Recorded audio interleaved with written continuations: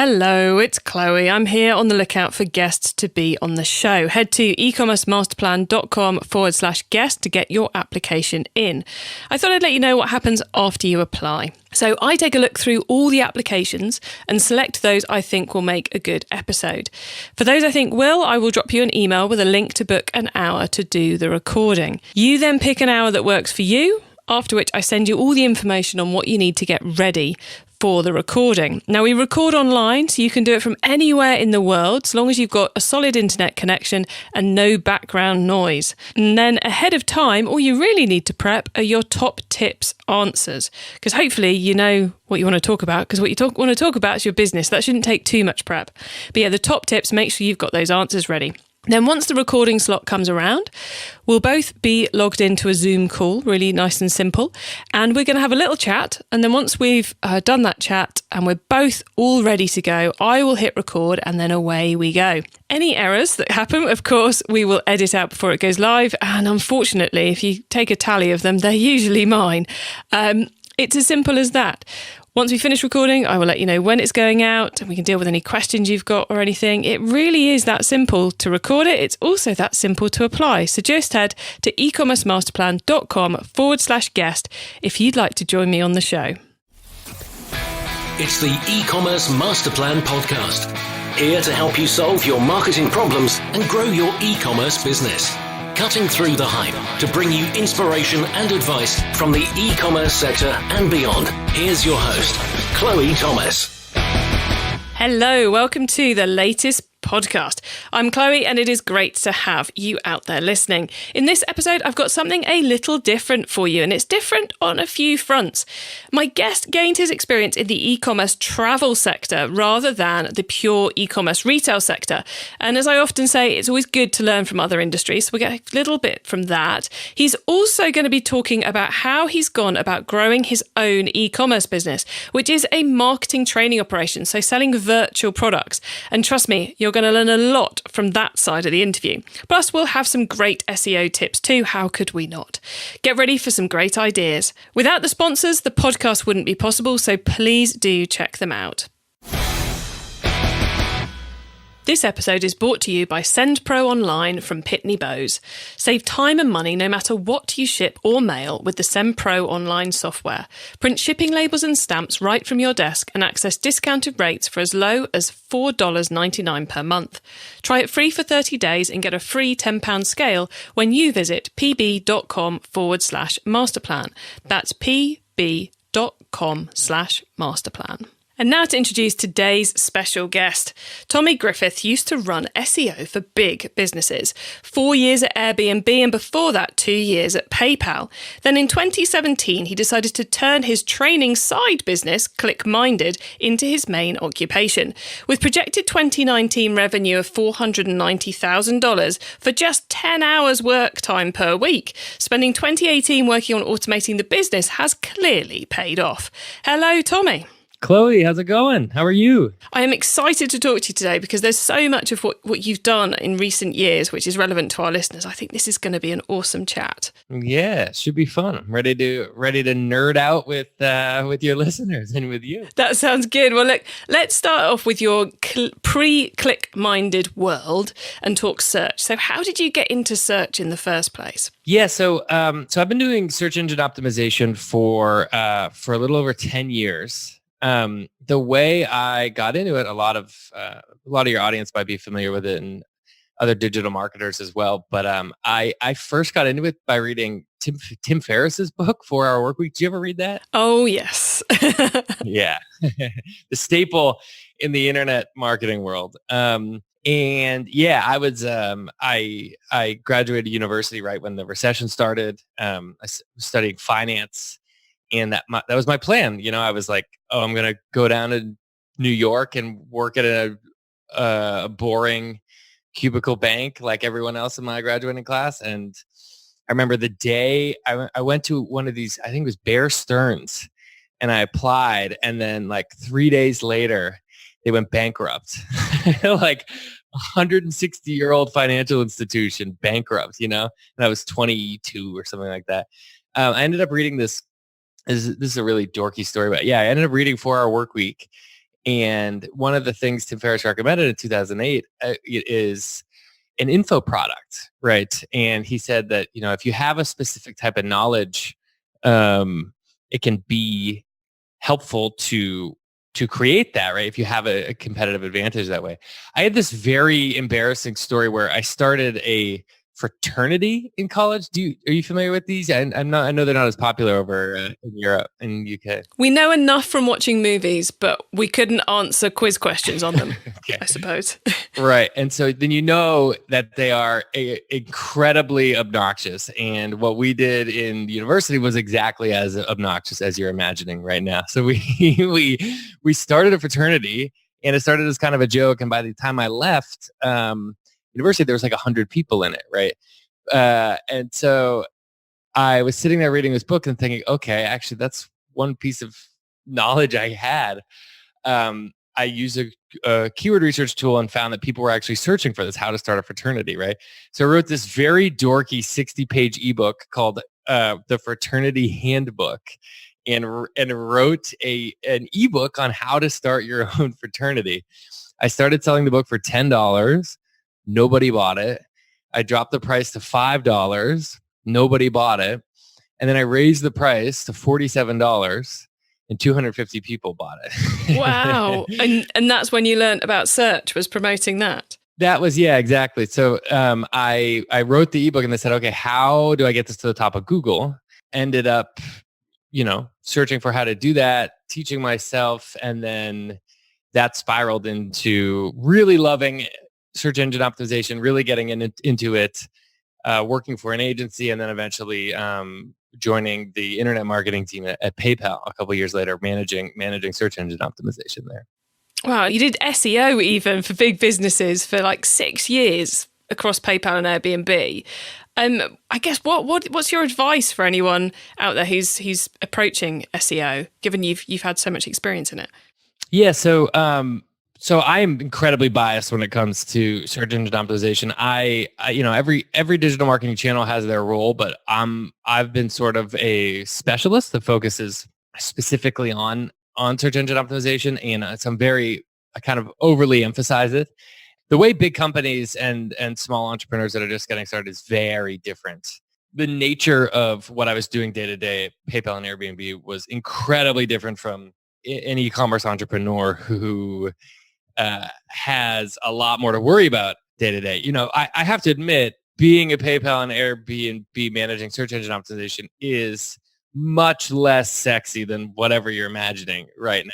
It's a lot of, hey, these engineers were about to introduce a change to these pages that's going to de-index them from Google, so we have to stop them, right? Or, hey, these designers want to propose something that's written in a language that's incredibly search engine bot unfriendly, and we have to change this, right? Or hey, these guys want to remove all the text from this page. That's a really bad idea, right? And it's just like putting a lot of these concepts into presentations and talking with people and making sure everyone's in the same boat, right? A lot of herding cats and getting people on the same team. So it's very, very different from what someone listening to the e-commerce master plan podcast and like trying to get more traffic to their product pages would be doing on a day-to-day basis in terms of like sort of what I'm executing on. But the concepts, the principles of like what you need to do to get your site indexed, ranking, and optimized for your users that are searching for you, they're all the exact same concepts. It's just the big company stuff ends up being different when you execute on a day-to-day basis. It sounds like the big company role is more of policing the stupidity out of the business. For sure. Can I steal that from you?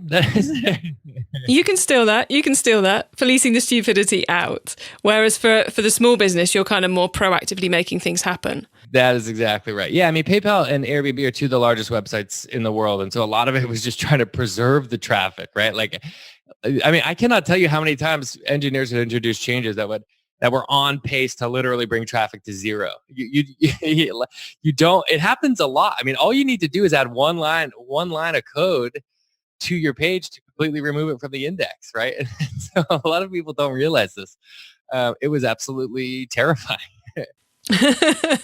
Yeah, going into work every day, has anyone changed anything they shouldn't have? Right. Are we still there? Right. Is it still working? Exactly. So you did mention the principles, so I'm going to ask you very quickly about this before we dive into the world of ClickMinded. But what are those, would you say, are the key SEO principles that the smaller guys should be paying attention to? Yeah, I mean, we can, there's a massively comprehensive checklist we can give to your users if they want to check it out and go into the nitty gritty. But at a really high level, it's just 3 big buckets, right? The first is relevancy, and that's all. It's also called on-page optimization. That's making sure the URL and the page and the content is all designed for the right intent of that user and makes sense for that user. The second is authority, and this is just a fancy way to say link building, right? Making sure you have a lot of authoritative sources pointing to you, and we can go into those details a little bit later. And then the third one is technical, the technical optimization. And there's actually a lot there on the enterprise side, but that is, can the search engine crawl all my pages? Are they getting to all my pages? Have I added something that'll block the crawlers, right? Are my language settings correct, right? So just relevancy, authority, and technical optimization are the 3 big buckets. If you're a smaller site with, between 1 and 50 SKUs, let's say, you're probably less worried about the technical side if you have a lower number of URLs. And sort of when you get into the thousands, tens of thousands, hundreds of thousands, and millions of URLs, the technical side kind of becomes more and more and more important, just because it's a comprehensive problem for search engines to kind of crawl and go through your site, right? I've had an Amazon FBA business for a while, and we had a very small number of SKUs, and it was on Shopify, and it was pretty easy, right? But at Airbnb, we have 55 different top-level domains, 20 different languages, a number of different subdomains. And so the upper bound of URLs we were managing was in the tens of millions, right? And so there's just a very comprehensive problem to get Google to crawl all of that every single day. And that was sort of one of the things I was doing more on the enterprise side. But then now that I'm working on my own business, at a smaller business, it goes more focusing more on the relevancy and authority side. Well, let's talk about that business you're now running yourself, which is ClickMinded. Tell us a bit about what the product is. So we've been very vague about that thus far. Yeah, so ClickMinded is a digital marketing training platform for entrepreneurs and marketers. I started it at PayPal, actually. And not out of the niceness of my own heart. My boss asked me to do like a marketing training day for my colleagues, and I ended up training everyone up on search engine optimization and turning it into an online course. So anyone joining the internet marketing team took my online SEO course, kept working on it while I was at Airbnb, and I ended up making it kind of like how we train all the new people on the growth team on search engine optimization. They would end up taking my SEO course. It was just a side project, and it ended up a couple years in eclipsing my own salary at Airbnb, and which is great. And yeah, 2 years later, I've been traveling, working on it. We're up to 7 different courses now. A small staff, and we cover a number of different topics. And our model is we try and use world-class experts that do this stuff every day, right? So our social media course is taught by the head of social media at Airbnb. The content marketing course is taught by the former content strategist from Lyft. And we try and find these kind of people that are experts that are doing this every day and teaching everything that they know. So it's been a lot of fun. Nice. And what platform are you selling that on then?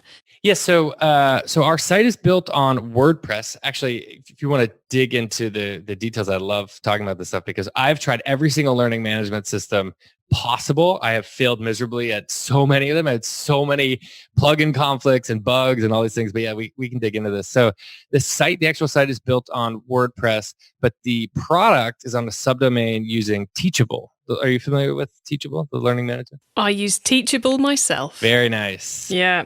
Yeah, so we're in like a learning management system renaissance right now. There's a lot of great options.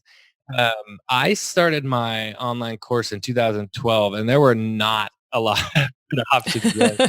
No, it still kind of blows my mind that you can just do it all in one place and you don't have to have a separate video host and you don't have to have this separate or that separate. It's kind of like, whoa, this is so simple. Yeah, that's a great point. I mean, even in Wistia charges alone, Teachable has been worth it, right? We were, managing, I was encoding every video myself and uploading it in places, and one WordPress plugin updates and everything breaks. That's kind of how it was in 2012. It was really bad. But yeah, the site is on WordPress. We installed Teachable on a subdomain. We have a number of different plugins around that. We use Thrivecart actually to. Are you using Teachable's checkout feature? Yes, I use Teachable's checkout feature. Yeah, it's actually much better now. They've improved it a lot, and I think it's fine to use. But it was lacking a few features a couple years ago that they actually added already. But we ended up using Thrivecart to actually process payments, and we have lots going on underneath, all connected through Zapier. Kind of crazy, isn't it? Like you would have thought in the world of the internet, the tech stack for selling physical products, which most of our listeners are doing, would be less well developed than the platform for selling virtual products, yeah, which are consumed online. But like we've just raved about how simple it is now, but still you've got a front end on WordPress, a cart on Thrivecart, and product delivery on a third platform because none of them quite did it right. Whereas for everyone listening, basically all of that's handled by one platform. A Shopify, a Magento, a WooCommerce. It's kind of crazy that it's that the two are so unequal in that front. That's a really good point. Yeah, because my old business was on Shopify and it was so much easier. I mean, maybe the nature of the problem is more uniform, and so it was easier for Magento or Shopify to answer it, to figure it out. But you're right. ClickMinded is significantly more band-aided and duct taped together than the Shopify site ever was, for sure. That's a good point. I never really thought of that. Yeah, I would say I couldn't run the training side of my business without Zapier. That's the duct tape that holds the whole thing together. Right. Yeah, that's really interesting. I wonder why that is. It's an interesting one, but one to mull over later, I think, before we disappear down that rabbit hole today. You mentioned you've got a few team members. So who have you got working on ClickMinded? Yeah, so we, on kind of day-to-day operation stuff, the business has different needs sort of as we've gone along. So when we first were creating all of our courses, that was a lot of work in and of itself, right? 7 different courses, 35 hours of HD video. So that was a bunch of work, and we needed different staff at that point. Now it's changed a little bit because the actual products are created, and so it's a little bit more maintenance. So we have video editor guy. We have a guy helping with a lot of analytics and analysis stuff, along with our SOP library. It's this unique product we have where we actually create digital marketing SOPs for our users. Our users are mostly entrepreneurs, in-house marketers, and agencies and consultants between 2 and 100 people. Could you just quickly explain what SOP stands for? Yeah, sorry, being too jargony, right? Yeah, SOP stands for Standard Operating Procedure. It's just a fancy way to say like a really comprehensive checklist.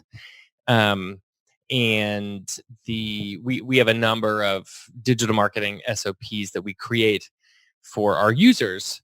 Things like, how to run an email campaign and reduce 99% of errors, or how to add Google Tag Manager to a WordPress site, things like that. Very specific digital marketing tutorials. We have someone on the content team, and we 2 people actually on the content team, and then sort of a generalist VA kind of person helping out with, like you said before, when Zapier breaks and everything falls apart, things to help out on that side. Now, I mentioned at the beginning that you're doing this on about 10 hours a week at the moment. So I'm guessing, I'm going to take a rough punt that these are all virtual team members and probably not full-time? Yeah, so we are 100% remote, which is awesome. I've been traveling for the last 2 years, but I'm in the US now. But yeah, everyone is in different parts of Europe and doing what they want, living the dream. Very cool. And are you doing the marketing as well within the team? Yeah, so our business is 90 usually ranging between 90 and 95% inbound, which is kind of crazy. We probably should be expanding to other channels for risk diversification.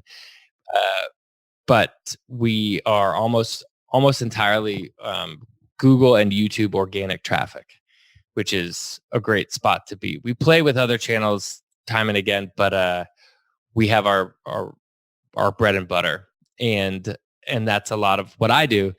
Our model, we create this we have a pretty effective system where when we decide to go create content, we end up creating video content. We do that for YouTube. We then transcribe that content, and then we turn it into a blog post with that transcription. And then we take that blog post and we also use it as an evergreen email as well. So one YouTube video ends up getting a lot of lifespan for us, right? We use it as YouTube, blog posts, and emails, and it just becomes it's actually a very effective system to push out content for users. So you do a lot of free, in inverted commas, video content to get people in to buy your paid for video content.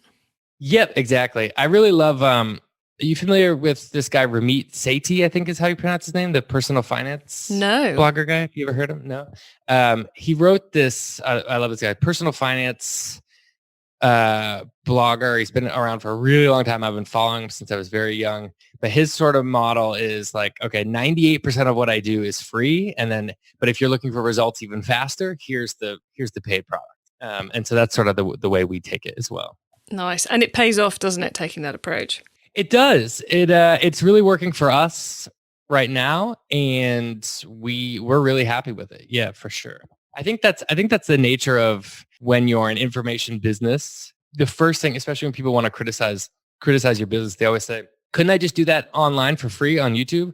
And 100% of the time, yes, you can. That is for sure. It's just the nature of whether or not you trust that source, whether or not you want those updates.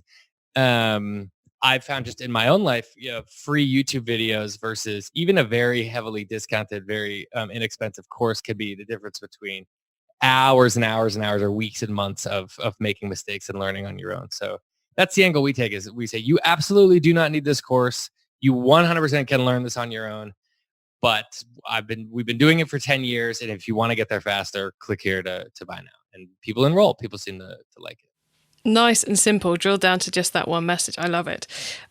Right. Tommy, you mentioned about the fact you turn those blogs into evergreen emails. And I mentioned up front that you guys have done a lot of work on the automation side of the business in order to make it easy to run and easy to kind of test and optimize. Do you want to tell us a little bit about kind of maybe the decision to do that and then how that journey's flown for you? Yeah. So and this was actually a very difficult time in our business because I was full-time at a great job and decided to go all in on this. And had a guy that was sort of working for me as an apprentice for a while, and then was working somewhere else. And we were going back and forth on whether or not he would come full time and sort of be a co-founder with me. And we ended up pre-selling all of our courses and doing this sort of Kickstarter style pre-sale launch that went very, very well. We ended up doing 6 figures worth of sales in 7 days for a product that didn't exist yet, right? And that ended up being the catalyst for him leaving his job to come full time. So all of a sudden, I was full time on this. He was full time on this. We were both all in, and then everything started crashing, right? Like we made a bunch of changes to the site, and traffic started dropping. Our pricing wasn't right. 2 of the products weren't comprehensive enough, and we took the wrong angle on them, and we needed to make changes. We were getting refunds, and so everything started crashing. And while everything was crashing, Eduardo, my now co-founder, said, hey, I want to invest a bunch of time and effort in automating a bunch of stuff that we won't see the return from right away. And I'm like sitting there like hair on fire, screaming like, oh my God, is this going to work? Is it, can I pay rent? That kind of stuff. But that ended up being the right decision. We invested heavily in the automation of the business. So we're on Drip, which it has been great for a number of different reasons. But the basic idea is we got really, really specific with our customer avatars and with our interest topics, right? So we sort of get users to opt into the topic they're interested in. And we created a bunch of content around each topic. And we sort of deliver them content based on what they're interested in at the right times. And we've automated a number of different things, right? Including, offering a flash sale to these users or getting them automating, trying to pull them back into the site to consume more content if we think they're interested in something. So it was a little bit risky because the business was sort of crashing out while we were investing in these things that take a long time to realize. It sort of takes a little bit of time to figure out whether or not it was worth it, but it ended up working out. And now our business is almost entirely run on Drip and the automations that we've built within Drip.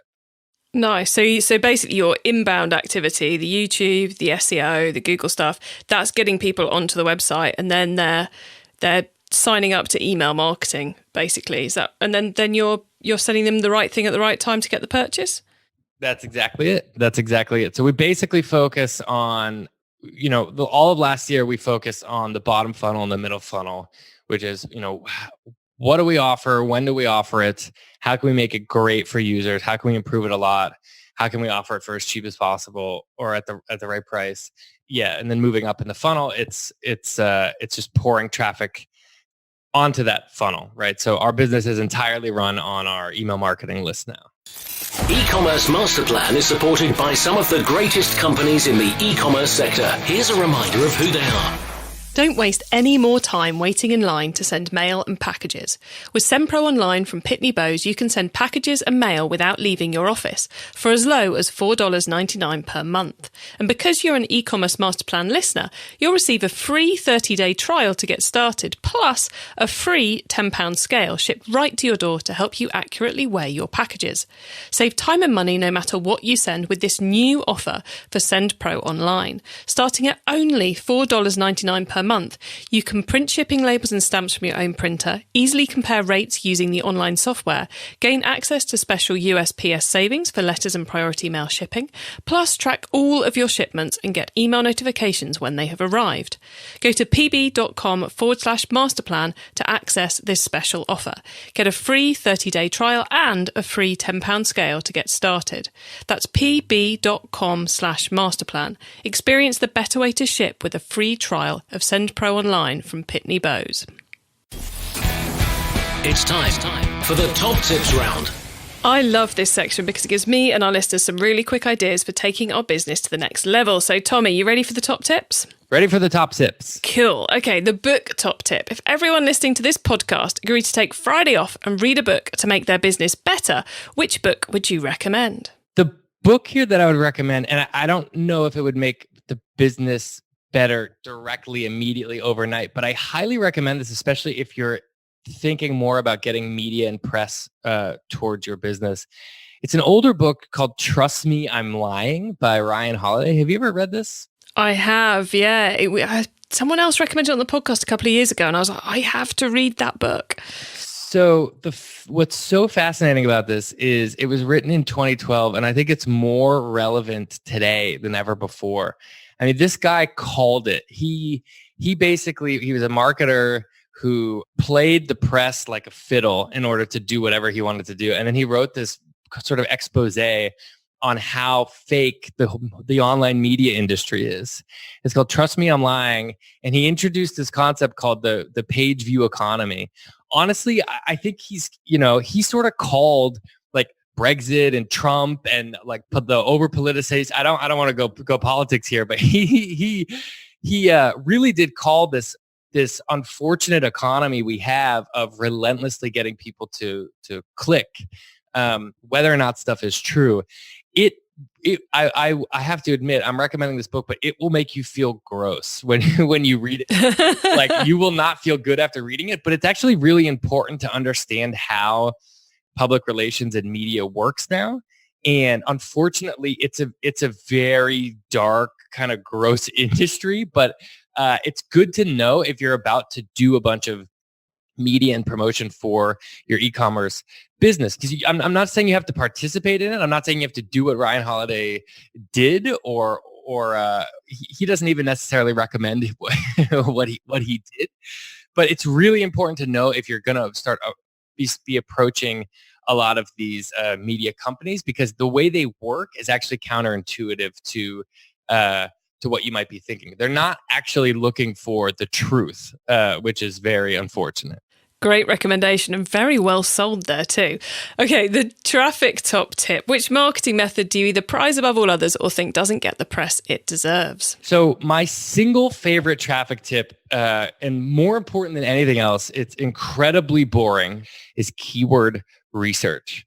And the reason why is because there are so many problems that you will solve in your business by doing really, really comprehensive keyword research. Just to gloss over it pretty quickly, right? We use a number of third-party tools in search engine optimization to get an idea of what people are Googling, basically, right? And the idea here is you'll think through your customer avatars and the products you're creating for your users and the problems that you're solving for your users, and you'll try and map out the entire universe of things that they would be Googling, right? From the very top of their problems to the very bottom. And you lay this out in a document, and you can sort of map the amount of search volume to it, right? The reason why this is really important, especially if you're a new e-commerce entrepreneur, is that you'll often find that, let's say, for example, you want to go out and create a new product.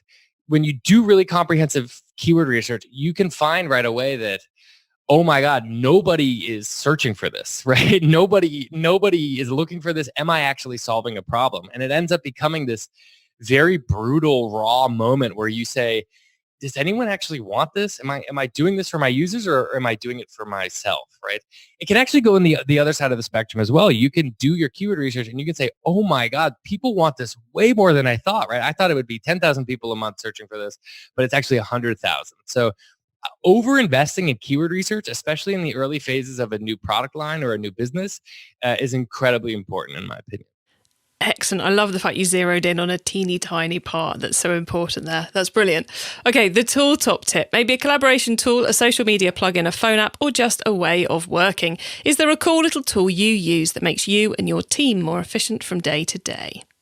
Yeah, for sure. I love Ahrefs, ahrefs.com.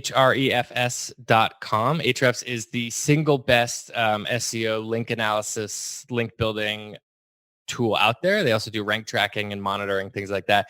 But it's the most comprehensive archive of links. So if you're really getting into search engine optimization and specifically that authority part, the building links to your site, Ahrefs is the way to go. Okay, cool. And then the growth top tip. If you met someone today who's focused on growing their e-commerce business from 100 orders per month to 1,000, what would be your number one tip for them?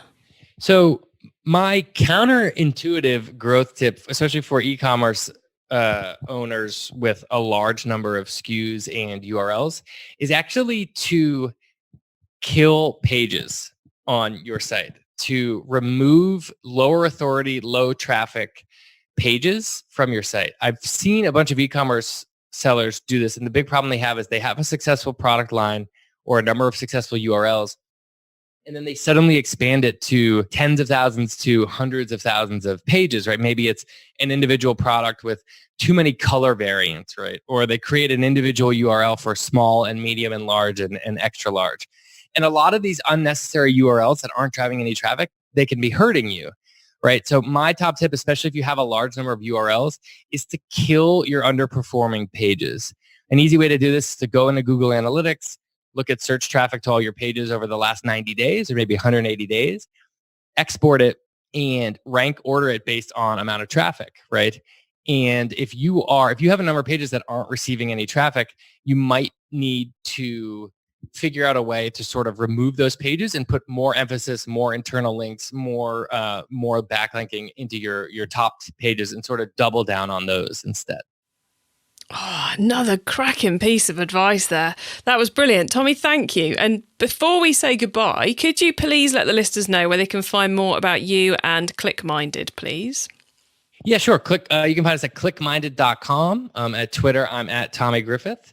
And we just created these new awesome... Did you ever play, Chloe, did you ever play video games in the 90s? Yes, I did. A little bit in an addicted fashion. Really? Yeah, me as well. I was absolutely obsessed with Mario. And we created, I don't know if you have these in the UK, but there were these very dorky magazines in the US called Nintendo Power. Did you ever see these? Yeah, we had plenty of those. Yeah. Yeah, I read them every month. I can't believe I didn't have a girlfriend. I don't know why.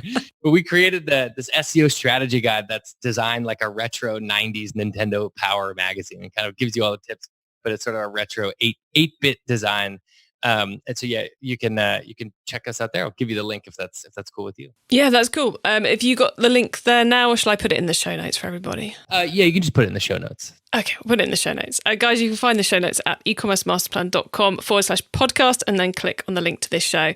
Tommy, you have been a star today, sharing so much from your crazy amounts of experience. It's been an absolute pleasure having you on. So thank you. Yeah, Chloe, thanks so much. Appreciate it. It was fun. Well, there you have it, guys. A whistle-stop tour through the world of SEO and how Tommy's going about building his virtual product e-commerce business. I guess key things to take away. If you ever think doing normal e-commerce, the physical product e-commerce is all getting a bit complicated and challenging, just try and do the virtual stuff, because it's a whole other ballgame where there isn't that amazing system that will do the great majority of it for you. Also, those tips he had around search, I thought were really, really strong. So the relevancy and authority being the key thing if you haven't got thousands and thousands of pages on the website, and then the technical being something you really do need to focus on if you've got all those pages. And then those tips he had around using Ahrefs for your link building, and then that one about actually killing off some of those underused pages. I may well go and do that myself tomorrow. That may well be happening. See if I can boost my rankings by doing that, because I know I've been blogging on. We've been putting stuff live on e-commerce master plan for 7 years now. And there must be some stuff on there no one looks at anymore. So I might go and get rid of that. Time to go and do some spring cleaning. So I hope you've enjoyed the chat today. I hope you've enjoyed the show. If you want to get the links to that download, the retro Nintendo download Tommy mentioned, and the top tips links and details of everything else we've been talking about today, plus some related episodes, head over to ecommercemasterplan.com/podcast. That's one page that certainly won't be being removed from the website. And there you will find a link to this show. And Tommy's on the show today because he asked to be on the show today. He got in contact and said, Chloe, can I come on your show? Now, if you'd like to follow in his footsteps, then head to ecommercemasterplan.com/podcast and click on the link to become a guest. It's as simple as that. I hope you have a great week. Keep optimizing. Thank you for listening to the E-commerce Master Plan podcast. Find out more at ecommercemasterplan.com/podcast.